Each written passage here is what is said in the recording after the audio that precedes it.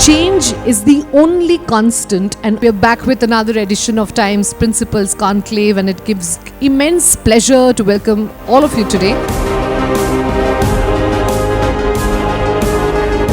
Very rarely does the turnout happen on such exact time, the way it happened today. So, fantastic. Every child is unique. The skills are being tarnished by the pressurization of the curriculum and the subject.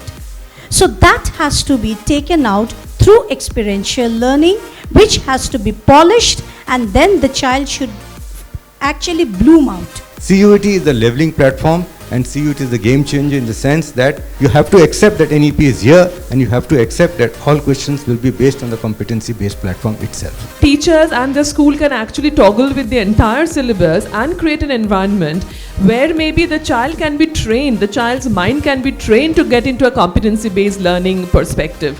If that happens, I think no matter what the boards decide or what are the changes that come in during the examinations, child would be ready to face it. And that's, I think, the main point. Performance is potential minus interference. The only way you can progress is do not marry the heart with the head. This education, it has to be a compulsory CSR for the corporates. They will have to adopt schools. They will have to put their money behind the schools. It's our nation, and we have to build the nation, and we have to take the education forward. That's it.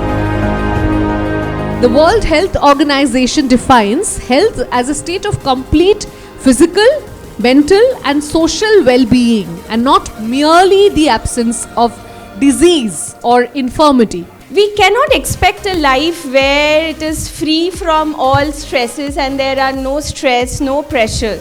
So there will be stress, there will be pressure, but mental well-being is a position where a person can deal with the stresses of life and can function productively. When you avoid physical education, then how would you learn what physical activity and the benefit of physical activity is? So I think there's a lot of scope for creating awareness in that and also engaging the child in that. Our prime concern is that education is not, you can say, the prerogative of the classes, We should make it available to the masses. And since we run a school in a suburb of Kolkata, we ensure that the physical and the mental well-being of the child is maintained. When this education is conducted in the right environment and with ample opportunities to express oneself, that is when disorders, both physical and mental, can be minimized. What about the mental health and physical health and the difficulties of teachers? Main important area which really works is a lot of self-reflections and self-work and some therapeutic work. The science and artificial intelligence technique is very much useful and it will surely in the near future